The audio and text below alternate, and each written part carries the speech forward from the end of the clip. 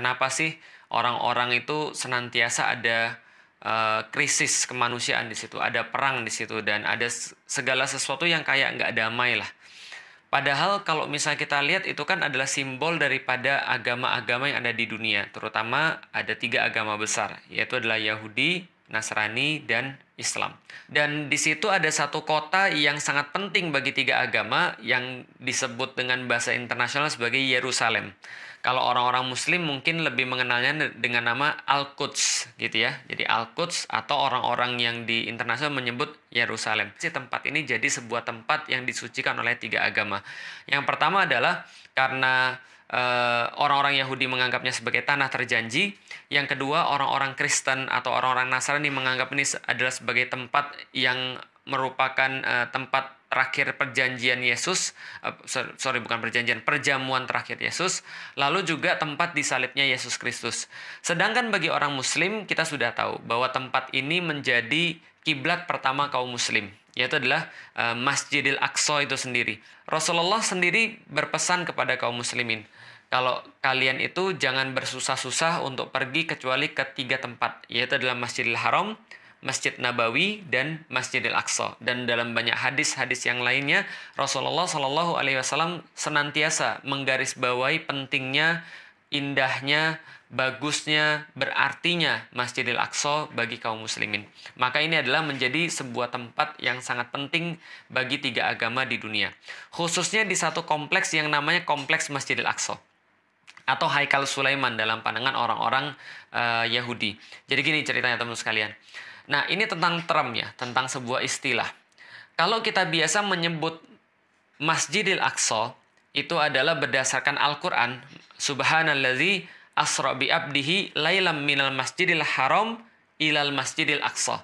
Jadi maha suci Allah yang telah memperjalankan hambanya di malam hari dari Masjidil Haram kepada Masjidil Aqsa.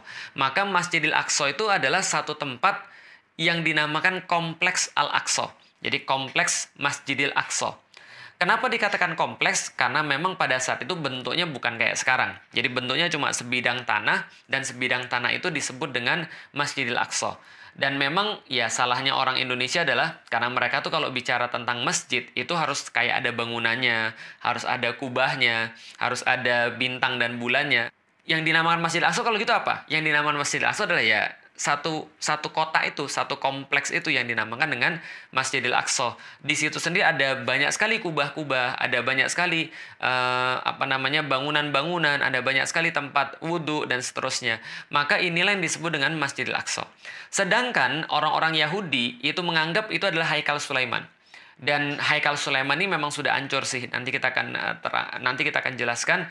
Tapi masih ada satu tembok yang tersisa daripada Haikal Sulaiman itu, yang mereka sebut dengan tembok ratapan, yaitu adalah tembok kira-kira di sebelah barat daripada Masjidil Aqsa atau sebelah barat daripada Kompleks Al-Aqsa ini. Dan memang Kompleks Al-Aqsa ini kita sudah tahu adalah kompleks yang sangat ancient, kompleks yang sangat kuno yang memang disucikan oleh 3 agama. Pertama-tama teman-teman sekalian tahu bahwa Yahudi itu dulunya dikenal dengan nama Bani Israel. Jadi Bani Israel ini adalah keturunannya Nabi Yakub alaihi salam. Jadi Nabi Yakub sendiri itu bergelar Israel yang artinya adalah kekasih Allah. Dan dia punya 12 anak. Salah satunya teman-teman pasti sudah tahu. Jadi ada 12 anak dari 4 istri. Jadi dari 4 istri ada 12 anak. Yang teman-teman pasti kenal adalah Nabi Yusuf. Itu adalah anak daripada Nabi Yakub. Nabi Yusuf dan 11 saudaranya yang lain itu mereka yang disebut dengan Bani Israel. Dan kita sudah tahu juga Yusuf itu nanti menjadi bendahara Mesir, lalu kemudian orang-orang Bani Israel nanti masuk ke Mesir, lalu beranak pinak di sana. Singkat cerita kemudian mereka diperbudak oleh Fir'aun, lalu Fir'aun itu didatengin oleh Nabi Musa dan Harun. Maka Nabi Musa dan Harun itu ngajak mereka pergi dari Mesir untuk menuju ke satu tempat yang dijanjikan oleh Allah Subhanahu wa Ta'ala. Dan kita sudah tahu juga di dalam Al-Quran, ketika Nabi Musa itu datang ke sana, ke tempat itu, bertemu dengan orang-orang yang orang-orang itu kasar, gede. Inilah yang dinamakan dengan orang-orang Filistin. Jadi orang-orang yang memang asli di situ, orang Filistin. Maka kita kenal sekarang namanya daerah Filistin atau Palestina. Tapi orang-orang Yahudi kan nggak mau masuk. Allah katakan di dalam Al-Quran, mereka malah ngece. Mereka malah berbuat sesuatu yang tidak pantas kepada Nabi Musa. Sampai mereka menyakiti Nabi Musa. Gitu kan ya. Sampai Nabi Musa berkata, "Lima tu'zunani." Gitu kan ya. Kenapa engkau menyakiti aku? Dengan apa? Ya memaksiati Nabi Musa. Tidak mengindahkan perintah Allah yang dibawa oleh Nabi Musa. Lalu kemudian mereka ogah-ogahan ikut Nabi Musa. Padahal Nabi Musa sudah menunjukkan mereka banyak sekali mukjizat dan sudah mengurus mereka. Tapi ketika mereka diminta untuk berperang masuk ke dalam daerah yang sudah dijanjikan oleh Allah Subhanahu wa taala, mereka malah bilang, "Enggak deh, makasih, kami enggak mau ikut-ikutan. Kami ngeri ngelihat orang-orang yang ada di sana. Udah kamu aja yang perang sama Tuhanmu. Kami nggak mau ikut-ikutan. Kami di sini duduk-duduk aja lah."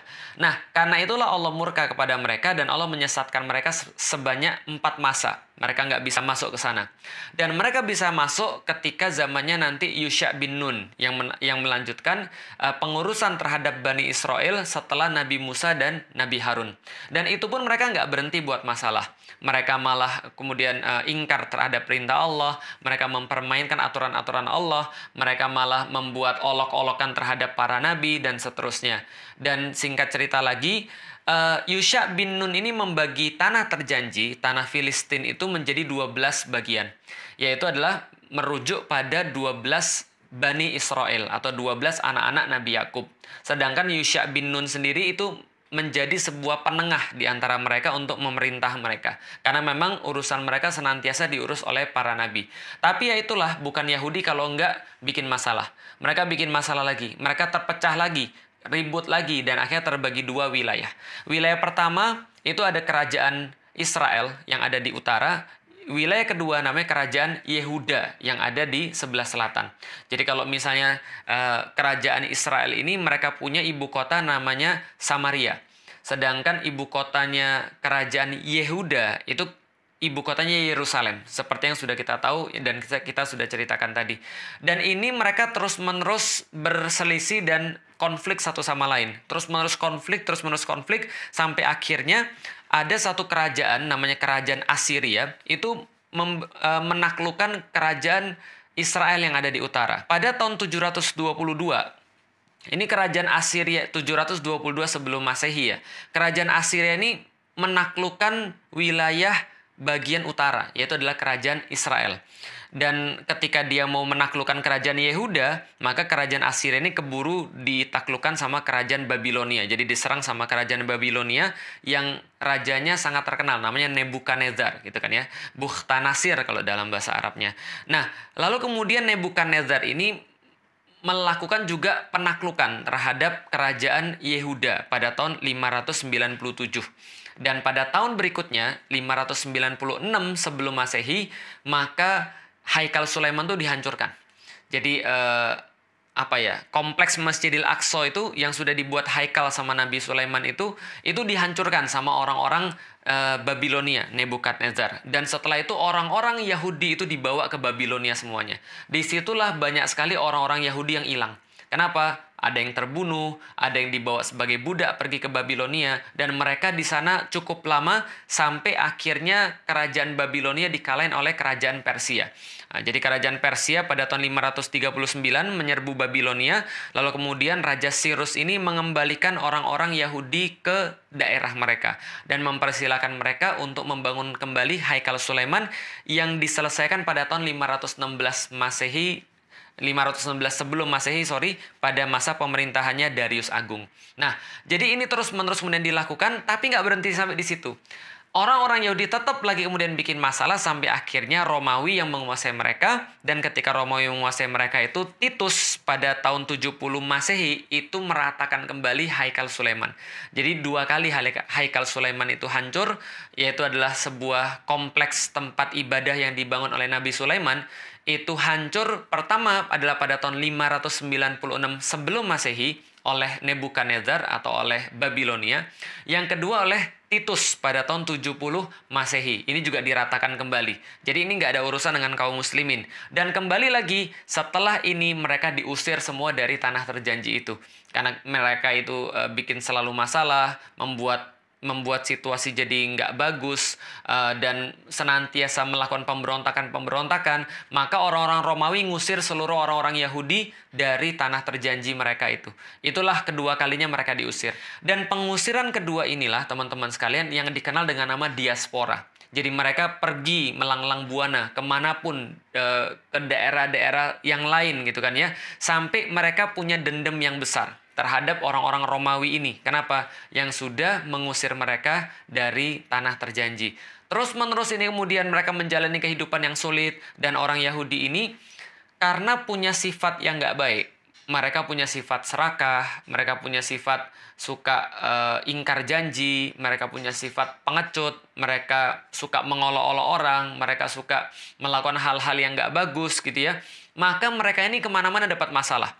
Di Jerman dapat masalah, di Austria dapat masalah, lalu kemudian di Eropa tempat-tempat yang lain mereka dapat masalah. Dimanapun mereka tinggal, orang-orang Yahudi ini memang senantiasa eksklusif dan menimbulkan problem.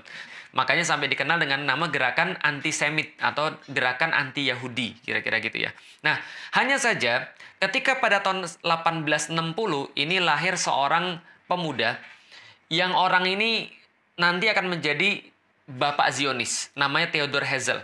Dia seorang Yahudi berkebangsaan Austria. Lalu pada tahun 1896, jadi lahirnya 1860 lahir, 1896 ketika dia berumur 36 tahun, itu dia menulis satu buku yang sangat fenomenal pada zamannya. Namanya bukunya Der Judenstaat, yaitu adalah The Jewish State. Nah, jadi Der Judenstaat, The Jewish State. Dan di situ dia menegaskan kembali bahwa perlu banget bagi orang-orang Yahudi supaya tidak mendapatkan problem di mana-mana, maka mereka harus bersatu dan sudah wajib bagi mereka untuk memiliki sebuah negara. Makanya judulnya Der Judenstaat, The Jewish State. Dan ketika itu orang-orang bilang, wah ini orang gila, ini orang stres, ini berbahaya. Kenapa? Di zaman itu teman-teman sekalian, orang Yahudi aja di mana-mana nggak disukai oleh orang. Apalagi ada ide mereka mau buat satu negara. Nah, itu orang udah kebayang tuh problemnya kayak apa. Maka ini kemudian dibully, lalu kemudian dilarang peredaran buku ini. Nggak boleh dibaca, nggak boleh diperjualbelikan. Kenapa? Karena mengandung ide yang sangat absurd bagi orang-orang pada zamannya. Tapi dia nggak berhenti. Dia melakukan kontak terus-menerus, dan akhirnya dia dapat kontak namanya Lord Rothschild. Jadi ada satu keluarga sangat kaya sekali yang merupakan pionir daripada sistem perbankan. Namanya adalah keluarga Rothschild. Dan waktu itu Theodor Herzl ini dapat sponsor daripada Rothschild. Jadi setahun setelah bukunya keluar 1896, lalu pada tahun 1897 maka diadakanlah sebuah Kongres Zionis pertama di dunia. Apa yang mereka kemudian simpulkan di sana? Kami harus bangun satu negeri untuk orang-orang Yahudi, untuk mewujudkan cita-cita orang-orang zaman dulu bahwa negara Yahudi harus bersatu dan punya satu tempat. Pertanyaannya, tempatnya di mana? Jawaban teman-teman betul. Kalau ada orang Yahudi yang mau nyari tempat untuk dijadikan sebuah negara, karena mereka pikir bahwa negara itu adalah sesuatu yang harus mereka punya untuk mewujudkan cita-cita mereka di masa yang lalu, maka pastilah mereka akan cari tanah yang berhubungan dengan sejarah mereka. Maka mereka fix. Ketika Kongres Zionis itu, mereka mengatakan kami mau punya tanah, yaitu adalah tanah yang dijanjikan oleh Tuhan bagi kami. Ironis memang, mereka disuruh masuk, mereka nggak mau. Mereka sudah masuk, mereka bikin masalah, diusir sekali oleh kerajaan Babilonia di bawah Nebukadnezar, lalu mereka balik lagi, buat lagi Haikal Sulaiman, dihancurin lagi yang kedua oleh Titus Romawi gara-gara kelakuan mereka juga. Lalu kemudian diusir kemana-mana dan mereka nggak bisa balik lagi ke sana untuk melakukan ibadah sesuai dengan keyakinan mereka. Tapi ketika mereka disuruh milih, mereka milih tempat itu lagi. Karena kenapa? Ya karena mereka merasa itu kaitan dengan sejarah mereka. Padahal mereka sudah mengabaikan tempat itu in the first place untuk pertama di awal kalinya, gitu kan ya. Nah ini mereka kemudian mau balik lagi ke tanah terjanji. Mereka bilang balik ke tanah Zion, balik ke tanah terjanji mereka, yaitu adalah tanah yang disebut dengan tanah Palestina. Pertanyaannya, siapa penguasa tanah Palestina pada saat itu? Siapa penguasa tanah Baitul Maqdis pada saat itu? Yang memiliki adalah orang Muslim yang pada saat itu bersatu dalam satu kepemimpinan besar yang dinamakan dengan Khilafah Utsmani. Nah, pemimpin Khilafah Utsmani pada saat itu namanya adalah Abdul Hamid II. Maka datanglah orang-orang Zionis kepada Abdul Hamid II untuk meminta izin. Mereka ingin mendirikan pemukiman untuk orang-orang Yahudi yang akan jadi cikal bakal negara Yahudi.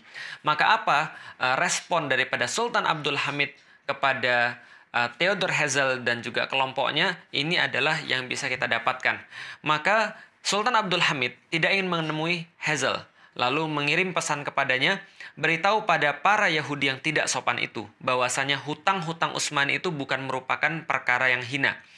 Prancis pun punya hutang dan tidak mempengaruhi mereka. Yerusalem adalah bagian dari tanah kaum muslim sejak Khalifah Umar menerima tanah itu dari Safronius. Dan aku tidak ingin menanggung malu dan beban sejarah dengan menjual tanah suci yang telah diamanahkan itu kepada para Yahudi, lalu mengkhianati amanah dan kepercayaan umat. Yahudi simpan saja harta mereka, sebab Utsmani tidak akan bersembunyi di balik istana-istana yang dibuat dari uang musuh-musuh Islam. Jadi teman-teman sudah tahu juga bahwa Utsmani pada saat itu berada dalam kondisi yang sangat-sangat decline, menurun. Hutang-hutangnya banyak dan mereka tidak memiliki cash flow yang baik. Maka orang-orang Yahudi itu datang dengan menawarkan uang untuk mereka. Dan itu adalah respons daripada Sultan Abdul Hamid pada 1987. Tapi tentu saja Yahudi tidak akan pernah menyerah gitu kan ya, ketika mereka 1897 maaf. Jadi Yahudi tidak akan menyerah. Maka dia datang lagi pada tahun 1901 untuk menawarkan lagi kepada Utsmani sebuah penawaran yang lumayan bikin ngiler ya teman-teman sekalian ya. Yahudi kembali, maka mereka nggak main-main. Maka mereka menawarkan pada Sultan Abdul Hamid itu sekitar 150 juta pound sterling di masa itu. Nah, kalau sekarang itu kira-kira setara dengan 305 triliun ya, triliun rupiah minimal. Lalu kemudian diberikan lagi bonus kalau misalnya Sultan Abdul Hamid mau memberikan beberapa bidang tanah kepada orang-orang Yahudi untuk mendirikan negaranya itu, maka mereka memberikan bonus membangun Universitas Utsmani dan memberikan juga kapal perang kepada orang-orang Utsmani. Karena mereka sudah punya sponsor, kita tahu namanya Lionel Walter Rothschild atau yang dikenal dengan Sir Lord Rothschild itu. Maka kemudian Abdul Hamid berkata lagi kepada Herzl yang menawarkan tawaran-tawaran itu tadi. Nasihati Dr. Herzl, jangan sekali-kali meneruskan proyek itu. Aku tidak bisa berikan tanah itu karena tanah itu bukan milikku. Tanah itu milik umat muslim yang telah berjihad dan menyiraminya dengan darah mereka. Yahudi silahkan simpan uang mereka. Lalu kemudian Abdul Hamid melanjutkan, jika khilafah Islam dimusnahkan pada satu hari, mereka boleh mengambil tanah itu tanpa bayar.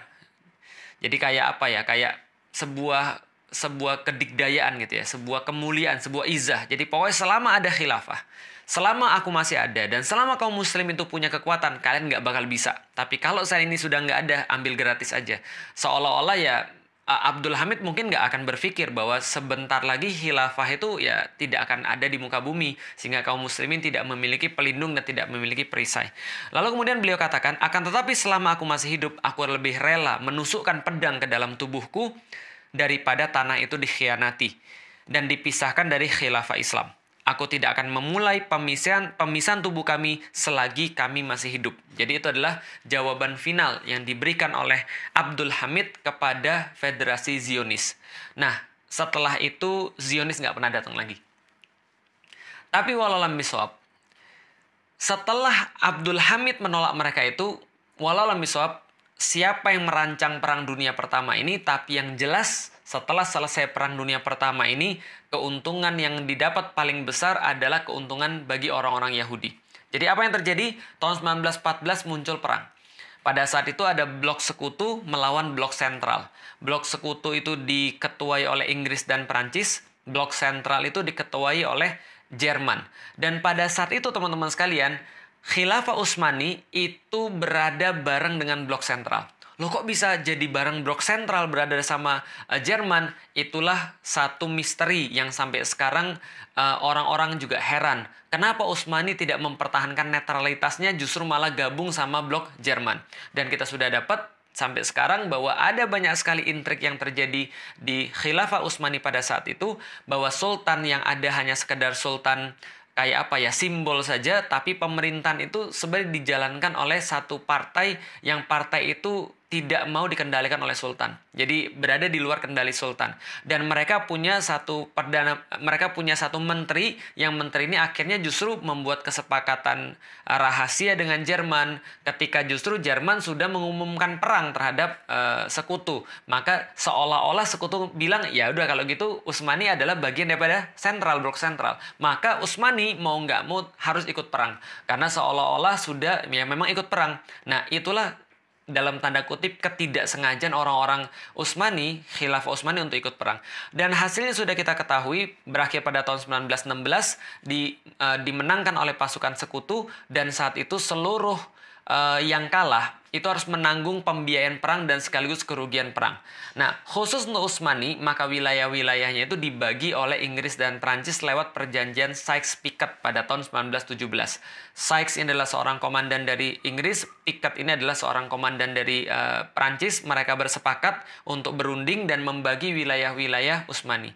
Dalam perjanjian ini, maka mereka membagi wilayah-wilayah, ada wilayah bagi Inggris, ada wilayah-wilayah bagi Prancis, dan mereka menggunakan ada satu wilayah bersama, wilayah khusus, yaitu adalah wilayah Palestina dan sekitarnya, itu dikasih wilayah khusus. Tapi sebenarnya yang punya siapa? Yang punya adalah Inggris. Ketika kita sudah paham bahwa Inggris memiliki wilayah kaum muslim termasuk wilayah Palestina atau wilayah Baitul Maqdis, berikutnya kita sudah duga. Lord Rothschild langsung nulis surat permintaan kepada pemerintah Inggris, lalu direspon oleh Menteri Luar Negeri Inggris yang pada saat itu dijabat oleh Lord Balfour. Jadi Arthur James Balfour. Maka Arthur James Balfour itu mengeluarkan satu deklarasi yang kita kenal dengan nama Deklarasi Balfour. Nah, jadi Deklarasi Balfour ini dikeluarkan pada tanggal 2 November 1917, yaitu adalah kata-kata kira-kira begini. Dear Lord Rothschild, I have much pleasure in conveying to you on behalf of His Majesty Government the following declaration of sympathy with Jewish Zionist aspiration, which has been submitted to and approved by the Cabinet. His Majesty Government view with favor the establishment in Palestine of a national home for the Jewish people and will use their best endeavors to facilitate the achievement of this object. It being clearly understood that nothing shall be done which may prejudice the civil and religious rights of existing non-Jewish communities in Palestine, or the rights and political status enjoyed by Jews in any other country. I should be grateful if you would bring this declaration to the knowledge of the Zionist Federation. Jadi pertama kali yang memberikan tanah itu kepada orang-orang Yahudi adalah Inggris. Dan Inggris memperkuat ini lewat diterbitkannya Mandate for Palestine. Pada tahun 1922, Inggris yang pada saat itu mengetuai Liga Bangsa-Bangsa atau League of Nations ini memberikan Mandate for Palestine untuk menjadikan legitimasi bagi orang-orang Yahudi untuk pindah ke tanah terjanji versi mereka dan mendirikan negara Yahudi. Nah, seperti yang sudah kita duga, sejak tahun 1920, 1921, 22 sampai dengan 1939, sampai dengan 1940 dan seterusnya, itu puluhan ribu, bahkan ratusan ribu atau lebih besar lagi, jutaan orang itu pindah untuk menuju kepada tanah terjanji. Yaitu adalah tanah yang diberikan oleh Inggris kepada orang-orang Yahudi. Dan apa yang kemudian berikutnya terjadi? 29 November 1947, pasca Perang Dunia Kedua, di mana pemimpin dunia sekarang sudah berganti, awalnya adalah Inggris berganti menjadi Amerika, maka Amerika mengubah dari Liga Bangsa-Bangsa, daripada League of Nations menjadi United Nations, menjadi Persekutuan Bangsa-Bangsa, PBB. Maka PBB inilah yang akhirnya seolah-olah menjadi penengah untuk menyelesaikan konflik yang ada di Palestina. Mereka bilang, kalau gitu kita bagi dua aja. Ini perampokan yang sangat luar biasa. Penjajahan yang di awal diamini oleh PBB adalah penjajahan atas negeri Palestina, penjajahan atas negeri Baitul Maqdis. Kenapa? Karena mereka langsung membagi wilayah menjadi dua, ada wilayah Israel yaitu ada 55% daripada tanah Palestina, sedangkan 45% diberikan kepada orang-orang Arab. Itu adalah usulan daripada PBB, namanya UN Partition. Partisi yang diberikan oleh PBB pada tahun 1947 tanggal 29 November. Nah, ini adalah satu penjajahan dan satu perampokan yang besar. Menindaklanjutin itu semuanya, orang-orang Israel kemudian mendirikan negara Yahudi. Jadi Israel Declaration on a Jewish State. Jadi mereka akhirnya memenuhi apa yang mereka inginkan. Mereka bentuk Der Judenstaat pada tanggal 14 Mei 1948, di mana Perdana Menteri pertamanya adalah David Ben Gurion. Maka pada tanggal itu didirikan negara Yahudi, negara Israel, dan sekaligus menjadikan Palestina stateless. Menjadikan Palestina itu tidak punya negeri, tidak punya hak sebagai manusia. Karena itulah apapun yang mereka lakukan senantiasa pasti mereka yang salah. Kenapa? Karena mereka tidak diakui oleh hukum internasional. Yang diakui adalah Israel oleh PBB. Siapa yang memerintahkan? Amerika. Dari sini teman-teman sudah tahu bahwa siapa bapaknya Israel atau negara Israel laknatullah itu, siapa yang kemudian menjadi bapak daripada negara penjajah yang bengis itu? Yang menjadi bapaknya adalah Inggris. Yang menjadi ibunya siapa? Yang menjadi ibunya adalah Amerika. Lalu siapa yang menjadi bidannya? Bidannya adalah PBB.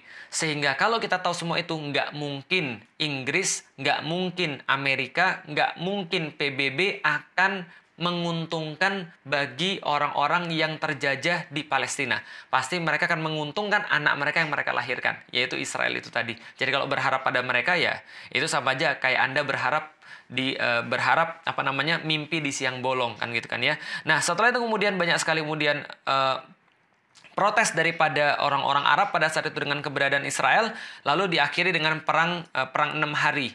Perang 6 hari ini secara ajaib keroyokan daripada Syria, Irak, Yordan, Saudi, Mesir itu dimenangkan oleh orang-orang Israel secara ajaib. Tapi yang terjadi sebenarnya adalah ya pengkhianatan kaum muslimin, pengkhianatan penguasa-penguasa negeri kaum muslimin.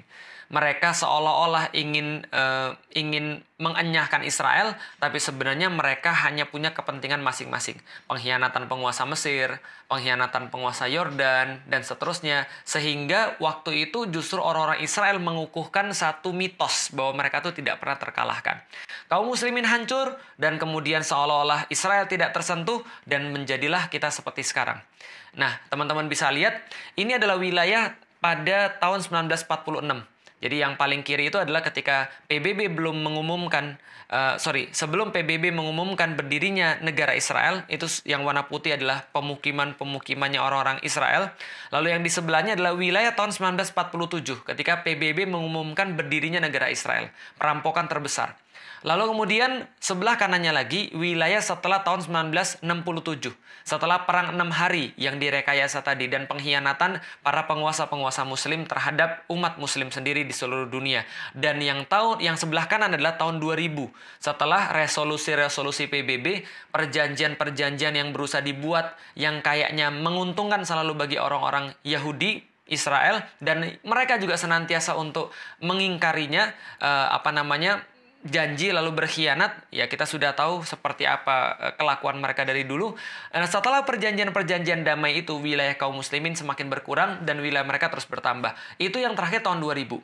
Tahun 2020, 2021 lebih parah lagi daripada semuanya itu. Setelah PBB itu mengumumkan berdirinya negara Israel, maka pembantaian demi pembantaian dilakukan atas nama hukum. Dan hilangnya nyawa, meregangnya nyawa orang-orang yang ada di Palestina, yang ada di Baitul Maqdis, yang mereka adalah muslim, dan itu tidak dianggap sebagai kejahatan kemanusiaan. Kenapa? Karena bagi orang-orang yang ada di PBB, bahkan orang-orang di Palestina itu bukan manusia. Kenapa? Karena mereka tidak diakui sebagai manusia. Stateless, mereka tidak punya negara, sehingga mereka tidak bisa untuk dibela secara hukum. Kenapa? Karena mereka stateless. Karena kenapa? Karena Israel yang diakui sebagai satu-satunya negara. Maka kemarin ketika saya mendengar ada orang-orang bilang, itu peta Palestina dihapus dari Google. Sejak kapan Google memakai peta Palestina?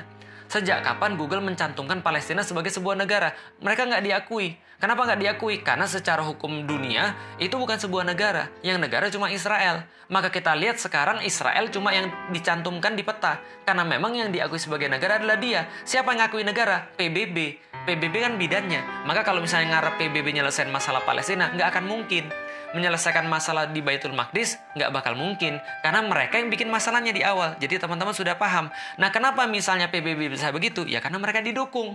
Didukung oleh siapa? Mereka didukung oleh Amerika, mereka didukung oleh Inggris, mereka didukung oleh kebanyakan orang-orang penguasa di dunia. Sementara orang-orang muslim penguasa-penguasanya hanya bisa diam melihat hal yang seperti ini. Kalaupun ada yang berbicara, alhamdulillah ada yang berbicara, maka yang berbicara ini posisinya terjepit. Maka yang berbicara ini tidak bisa berbicara lantang. Kenapa? Mereka tidak bisa mengerahkan pasukan militer ke sana karena bertentangan dengan hukum internasional.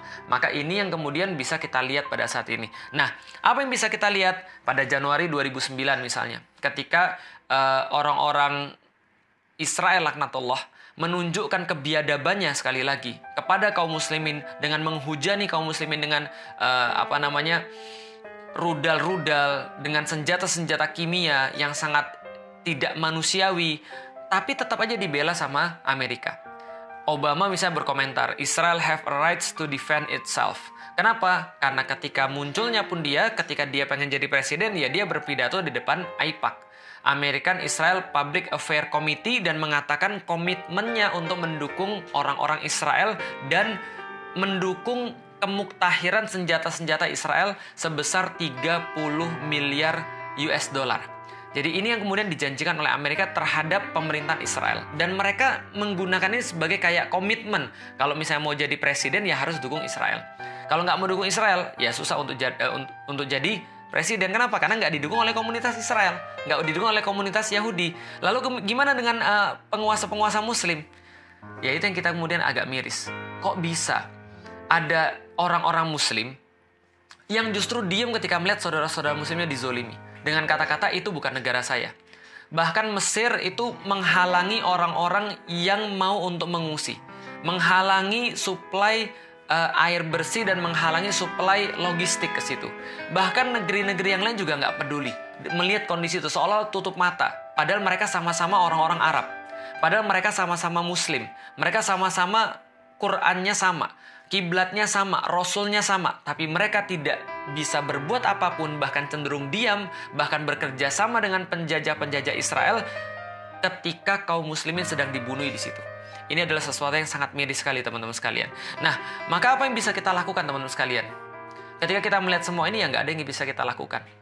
Yang bisa kita lakukan ya sesuatu yang tidak esensial. Seperti berdoa dan berdonasi, mungkin sharing tentang perkara-perkara kayak gini. Nggak ada yang bisa kita lakukan lebih daripada itu. Kenapa? Karena kalau teman-teman nyimak dari awal, kita jadi tahu permasalahan kaum muslimin adalah karena mereka tidak bersatu. Karena mereka tidak bersatu, mereka tidak punya kekuatan. Kenapa mereka tidak punya kekuatan? Mereka tidak punya kepemimpinan. Maka yang bisa menyelesaikan permasalahan Palestina, permasalahan Baitul Maqdis adalah ketika kaum muslimin itu bersatu dan mereka punya kepemimpinan sehingga mereka terorganisir dengan kekuatan mereka. Itu yang terjadi pada masa-masa yang lalu ketika orang-orang Yahudi tidak bisa berbuat apapun. Mereka tidak bisa untuk menyerang kaum muslimin. Mereka tidak bisa untuk menakut-nakuti kaum muslimin. Mereka tidak bisa untuk berbuat seenaknya ketika kaum muslimin masih punya kekuatan pada masa lalu di bawah kekhilafan Utsmani tadi itu. Maka tidak ada yang bisa menyentuh Baitul Maqdis. Kenapa? Karena kaum muslimin akan membela dengan darah mereka. Kaum muslimin akan membela kehormatan negeri mereka dengan seluruh kekuatan yang mereka punya. Tapi sekarang ketika itu tidak ada, maka kita tidak bisa berbuat apapun. Karena kita tidak punya kekuatan, kita tidak punya persatuan. Lalu gimana caranya? Mengacu pada Rasulullah Shallallahu Alaihi Wasallam, maka yang pertama adalah kita harus berjihad secara ilmu. Pahami tentang Baitul Maqdis, ngerti tentang Baitul Maqdis. Pahami tentang Palestina. Apa yang harus kita perjuangkan sebenarnya? Perjuangan apa yang tidak akan punya buah? Perjuangan mana yang dilakukan oleh Rasulullah Shallallahu Alaihi Wasallam? Misal, kalau orang nggak ngerti teman-teman sekalian terhadap masalah ini, maka dia akan bilang, oke, kalau gitu kita akan minta agar kita kembali pada daerah 1947. Yaitu adalah ketika PBB membagi dua wilayah ini, yaitu adalah wilayah Israel 55% dan wilayah kaum muslim 45%. Ini salah. Karena mereka nggak ngerti, kok malah diperjuangkannya adalah wilayah ketika terjadi perampokan. Kayak kita, ada orang tiba-tiba masuk ke rumah kita, lalu dia bilang, saya bawa surat dari RT. Bahwa mulai dari hari ini, RT bilang bahwa rumah ini kita harus bagi dua. Kamu tinggal di WC, dan di dapur saya ambil selain itu. Emang kita terima kalau kayak gitu? Ini kan perampokan. Ini kan penjajahan. Kok kita malah terima yang kayak gitu? Kok malah kaum muslimin menyerunya pada wilayah 1947? Kita nggak mau. Kita nggak mau wilayah 1947. Kita nggak mau wilayah 1967. Apalagi setelah Perang 6 Hari. Kita nggak mau wilayah yang sekarang. Dan bahkan kita nggak mau wilayah sebelum UN mengatakan partisi yaitu adalah wilayah tahun 1946. Kita juga nggak mau. Yang kita mau apa? Itu adalah wilayah kaum muslimin. Penjajah harusnya dienyahkan. Orang yang merampok harusnya nggak boleh di situ. Ini adalah solusi sebenarnya. Maka solusi terhadap penjajahan ya berarti dibebaskan. Sebagaimana Umar bin Khattab membebaskan Baitul Maqdis. Sebagaimana Salahuddin Al-Ayyubi membebaskan Baitul Maqdis. Jadi penjajah itu bukan negosiasi. Tapi penjajah itu harusnya diusir. Sebagaimana penjajah Belanda itu diusir dari Nusantara. Bukan bernegosiasi gitu loh maksudnya. Nah, maka kita harus kemudian yang pertama adalah jihad ilmu. Dan Rasulullah SAW mencontohkan bahwa ini dilakukan sepanjang 14 tahun. Setelah itu Rasulullah melakukan jihad negosiasi atau jihad politik yang dilakukan oleh Rasulullah sepanjang 2 tahun. Mengirimkan surat-surat, bernegosiasi dengan penguasa-penguasa yang ada di Baitul Maqdis dan seterusnya.